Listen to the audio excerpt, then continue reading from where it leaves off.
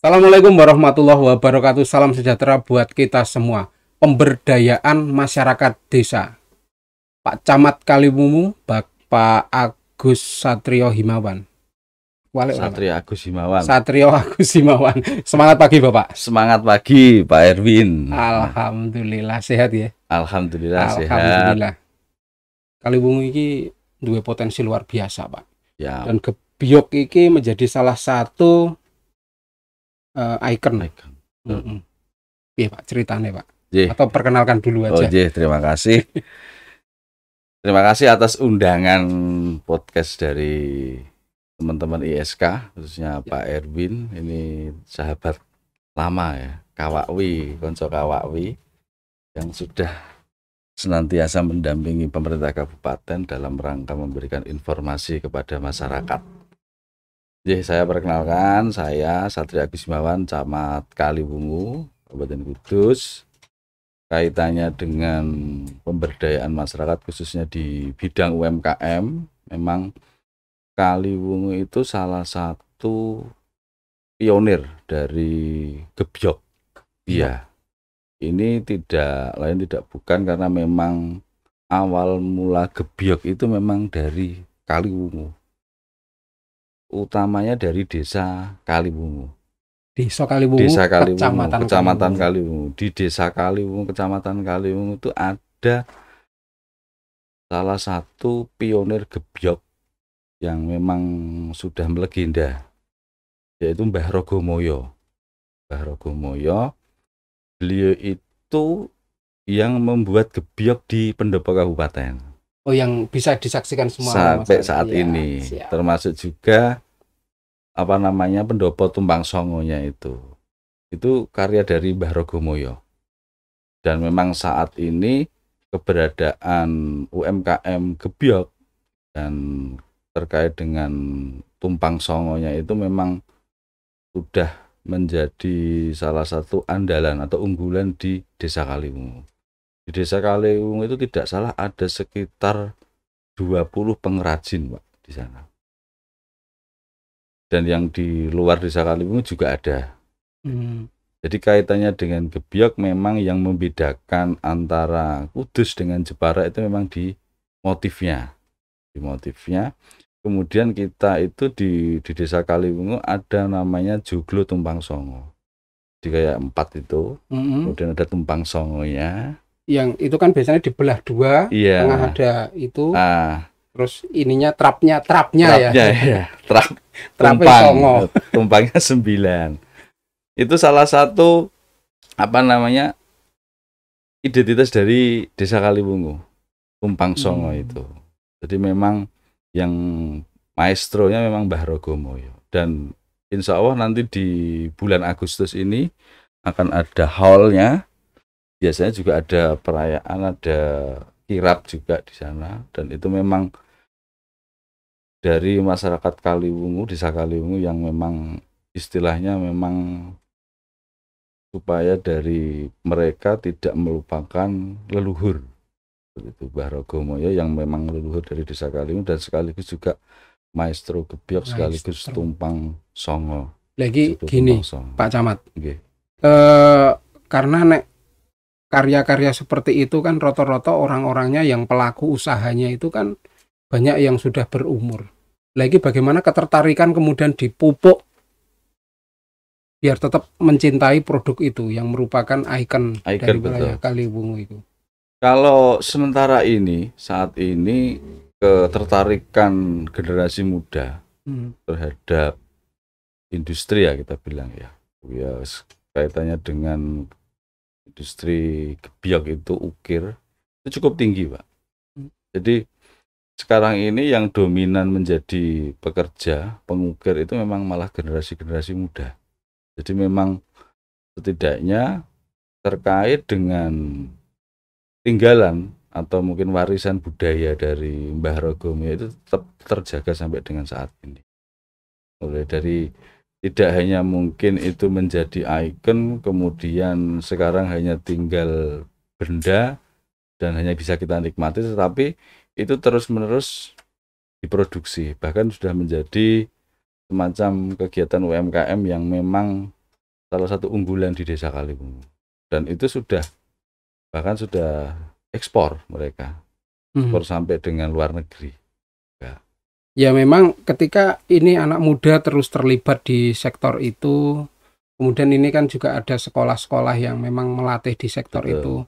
Namun di sini Pak, ketika kemudian anak mudanya juga interest di situ, kemudian iki rodok kurang karyawan ora, karena otomatis dunia industri yang berada di luar sektor itu kan juga menyedot tenaga kerja. Ini kan harus disiapin ini. Iya. Kalau kaitannya dengan hal itu sih memang kita tahu sendiri ya, di Kudus sebagai kota industri dan banyak juga memerlukan tenaga kerja, apalagi sekarang ini kan banyak dibuka lowongan ya kan. Dibuka lowongan sehingga mungkin apakah ada kekurangan enggak di sektor kreatif yang mungkin khususnya di bidang ukir, biok maupun joglo tumpang songo itu. Sampai dengan saat ini sih memang kalau kita ngomong kurang jelas. Kita ngomong kurang karena memang kaitannya dengan yang namanya ukir itu kan tidak kemudian tenaga kerja kita rekrut kemudian langsung bisa. Benar. Kan mungkin perlu waktu, pengalaman, bahkan ada juga yang ditempuh melalui jalur pendidikan formal, ada sekolahnya kan. Betul. Sekolah menengah juruan ukir itu ada di Jepara kalau tidak salah.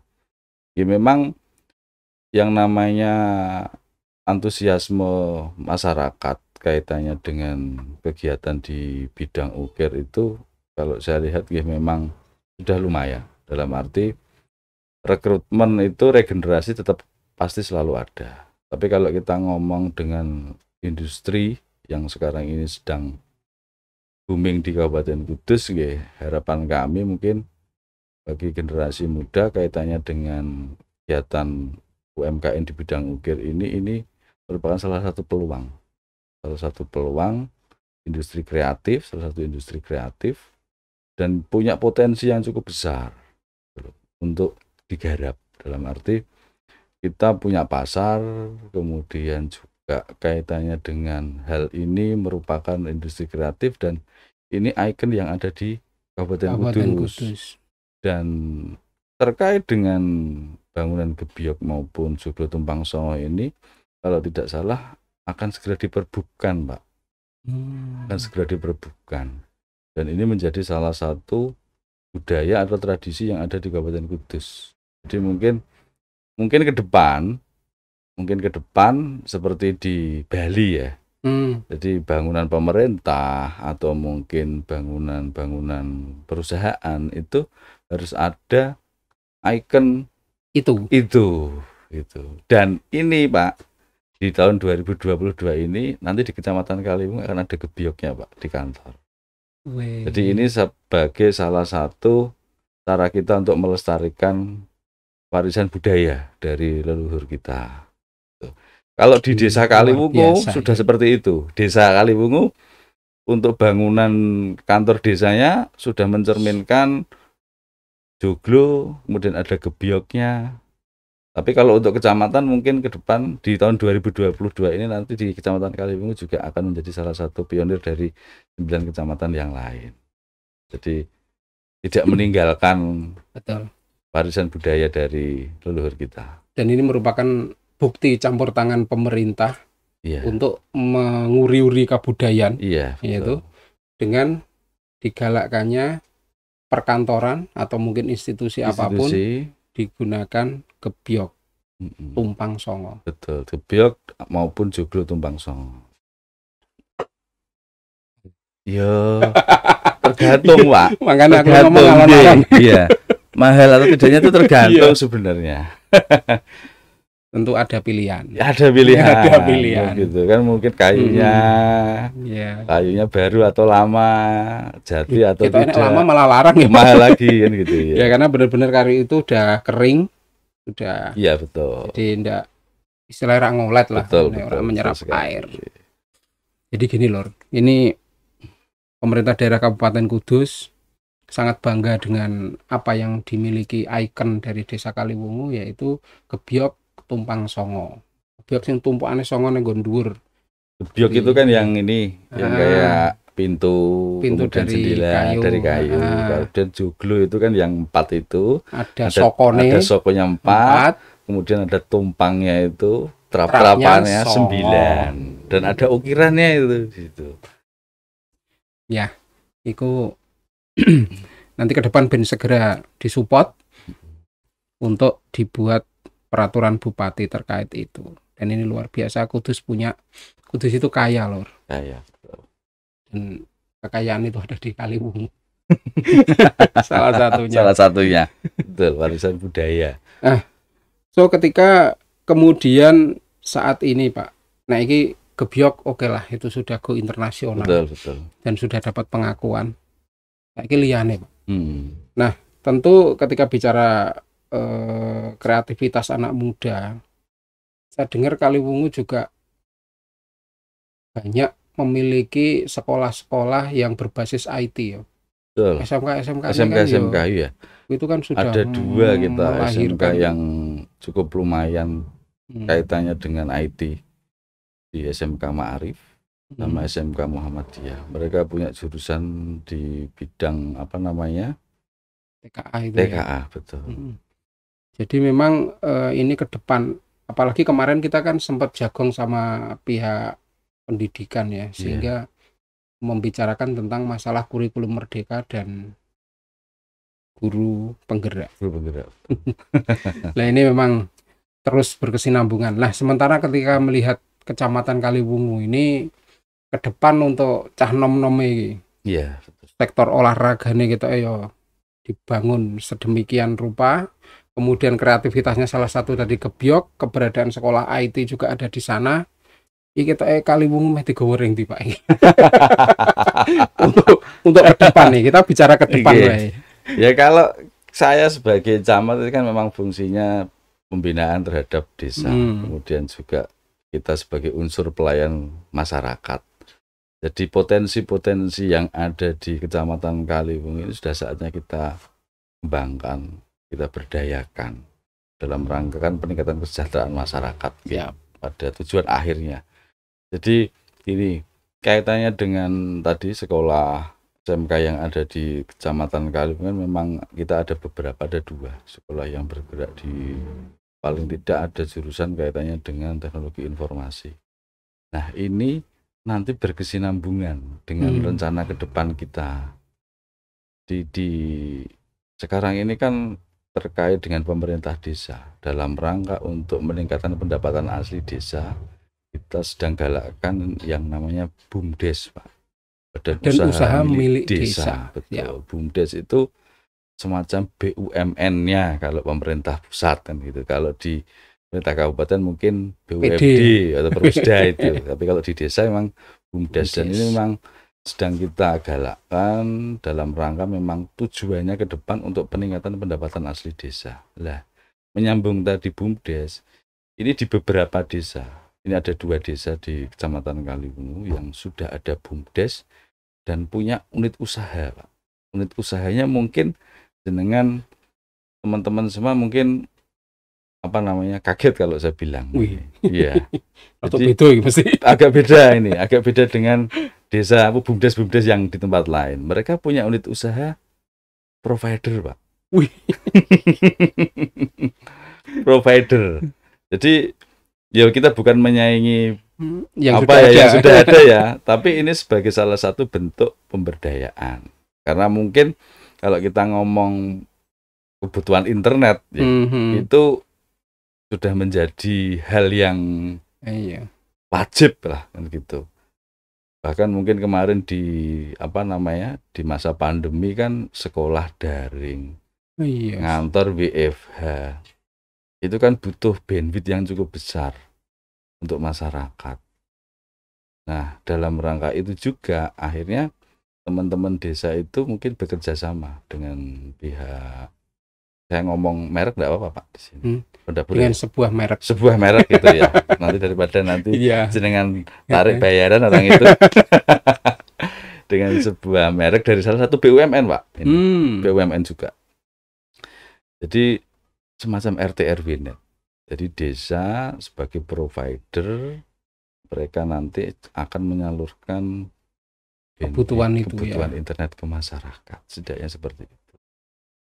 Jadi ya memang Itu saya mungkin pernah di Kabupaten Kudus belum ada Pak BUMDes yang bergerak di belum ada bidang memang. itu. Belum Ini kerungu kita saya. langsung buka saja di Pemdes Garung Lor dan Pemdes Mijen. Bahkan mungkin ini kemarin saya tadi baca ada surat undangan kaitannya dengan dari Dinas PMD, ada sosialisasi terkait itu dari pihak perusahaan tadi. Sekalian dodolan ya. Iya. Perluasan. Iya, Tapi perluasan ini lah. luar biasa karena nanti yang saya bayangkan ketika masyarakat sudah memiliki internet mandiri di rumah, kebutuhan CCTV sing ada tiap kampung, iya, betul itu sekali, akan Pak. secara mandiri ada. Betul. Sehingga ini mlebu rono mlebu rene ketika terjadi sebuah peristiwa akan bisa diketahui. Ring dibuka toko RT kono. Yang jadi persoalan ketika saya di Kaliwungu, Ki Erwin nang kono ngapain? Nah, itu Pak. Nanti saya bisa pantau. Nanti saya bisa pantau. Ini ada Pak Erwin ke Gedung Dawa, ternyata ngopi jedak gitu. Jadi memang salah satu tujuan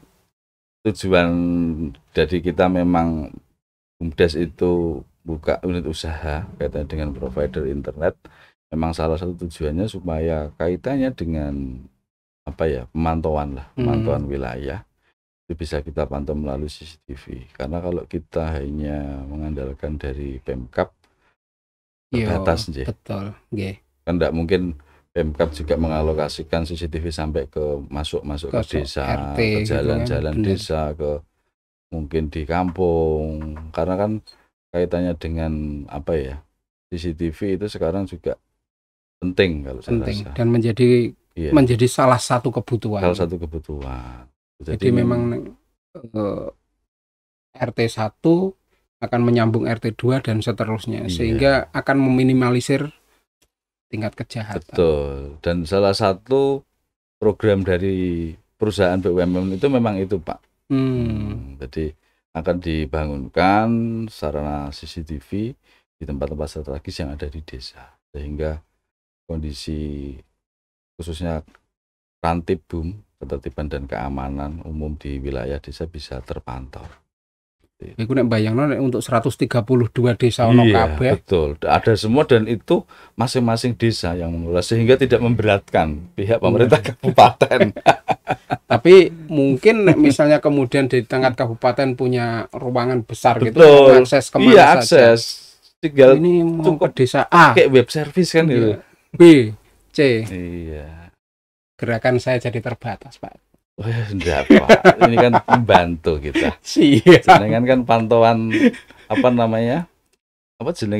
netizen jurnalistiknya kan semakin banyak.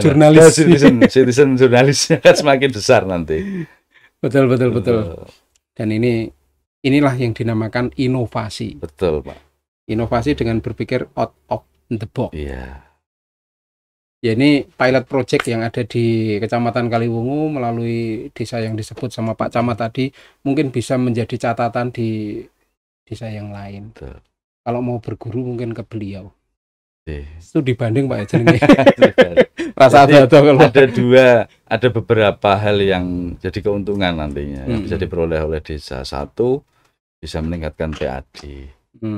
Kan dari langganan itu kan masuk ke BUMDes dan pada akhirnya akan jadi PADes dia. Yang kedua, kebutuhan masyarakat kaitannya dengan internet bisa tercukupi. Karena kalau kita tahu, kita mengandalkan dari perusahaan BUMN itu kan memang cakupannya terbatas. Kalau mungkin di daerah kota mungkin tidak ada masalah, tapi mungkin bagi masyarakat di pelosok-pelosok kan juga belum tercover. Nah, kita sebenarnya untuk itu. Jadi bukan kita menjadi pesaing, tapi tidak, kita membantu untuk mengcover supaya kebutuhan internet itu bisa merata, terdistribusi. Sehingga orang ono lagi kata-kata, wah, gunku kira ono internet. Tidak ada sinyal. Ono sinyal. Tidak ada. Loading. Iya. Gitu. Betul. Jadi dari apa yang kita sampaikan, dengan waktu yang terbatas ini ada dua hal yang digarisbawahi. Yang pertama adalah gebyok, dan pemerintah daerah akan segera mengeluarkan peraturan bupati, di mana untuk melestarikan peninggalan warisan budaya ini akan diharapkan ada di seluruh kantor instansi yang ada di Kabupaten Kudus. Tapi ngono ku ya kudune tetep terap songo itu ya. Ya setidaknya ada gebyoknya, ada gebyoknya. Pak. Iya, gebyoknya. Ya gitu loh. Nanti tergantung isinya. Iya. Kemudian ada inovasi yang luar biasa yang mungkin menjadi hal yang bisa tinggal studi banding lur. Adanya provider internet untuk mencukupi kebutuhan, di mana endingnya itu adalah untuk keamanan, di mana ketika terpantau CCTV di setiap wilayah RT terkecil, kemudian pada khususnya di seluruh desa dari 132 desa, bisa kita bayangkan bahwa tingkat kejahatan yang selama ini dikirim nenggone ISK lur bisa ditekan. Setidaknya orang yang berpotensi untuk memiliki niat yang kurang baik akan terus dianggap ini. Kalau CCTV nih, ternyata ini nyambung rono. Nah itu setidaknya bisa mengantisipasi adanya situasi yang tidak bagus. Pak Camat mungkin ada closing statement atau kesimpulan sing. Jadi terima kasih Pak Erwin dan teman-teman ISK atas undangan kali ini di acara podcast sama dengan teman-teman ISK. Kalau saya closing kaitannya dengan generasi muda aja ya Pak. Siap. Oke. Jadi saya juga masih muda Pak. Siap. Jadi generasi muda itu yang paling penting itu harus kreatif, jangan pernah mudah menyerah, kemudian terus selalu bersosialisasi. Tidaknya mungkin jenenge wonge kudune jago karo wong kan gitu. Iya. Supaya apa yang ada di pikiran kita, apa cita-cita kita itu bisa terrealisasi. Kemudian kaitannya dengan pemberdayaan, kami dari pihak kecamatan dalam hal ini sebagai unsur pembina yang ada di tingkat kecamatan untuk desa-desa maupun masyarakat memang ingin menggali potensi yang ada di masing-masing desa dan dalam rangka ke depan untuk peningkatan kesejahteraan masyarakat. Karena dengan banyaknya potensi itu menjadi salah satu peluang bagi masyarakat untuk terus meningkatkan kesejahteraan. Ini kita masih belum ngomong ke kopi jedak loh Pak. Iya itu. PR kopi jedak. Iya, kopi jedak. Ke depan mungkin kopi jedak. Kupas. Pas betul. Jedak itu terkenal pol itu Pak. Iya, terkenal kopi sekali jedak. Pak, melegenda itu Pak. Durunge muson kopi-kopi iki. Iya, zaman aku sebelum ada kopi shop, itu sudah ada kopi jedak. Wis ana kopi jedak. Iya, makanya kita tidak boleh melupakan kopi jedak. Padahal di Jedak Kedung Dawa itu tidak ada kebun kopi. Tapi kok ada namanya kopi jedak. Kopi jedak itu terkenal. Ngantek dadi palsu wong. Betul. Nah, ini mungkin ke depan kita bahas, Pak. Siap. Iya. Jedak Kedung. Tapi bahasku neng kono ya. Oh, enggak apa-apa. Di mana aja boleh. Sambil minum kopi, Pak. Tapi jangan di warung Pak D, Pak. Saya ngomong merek Pak di sini. Oh iya. Nggak boleh. Warung Pak D pas ada live musik itu, Pak ya. Itu Pak, terima kasih atas undangannya. Moga-moga ke depan bisa diundang lagi, ngobrol-ngobrol lagi bersama teman-teman dari ISK. Siap. Tunggu suatu kehormatan Pak bisa ikut podcast di sini bareng Pak Erwin dan teman-teman ISK. Itu yang bisa kami sampaikan. Terima kasih. Terima kasih, dan ke depan kita akan ngupas kopi jedak. Di mana Desa Jedak itu yo ora ndek kebun kopi, neng nama kopi jedak sangat melegenda. Dan itu sebelum muncul kopi shop ya, Pak. Betul, jauh. Kopi apa. Belum ada. Tapi nek kepengin kopi jedak ono nang warunge Pak D jarine. Purwosari. Assalamualaikum warahmatullahi wabarakatuh. Waalaikumsalam warahmatullahi wabarakatuh.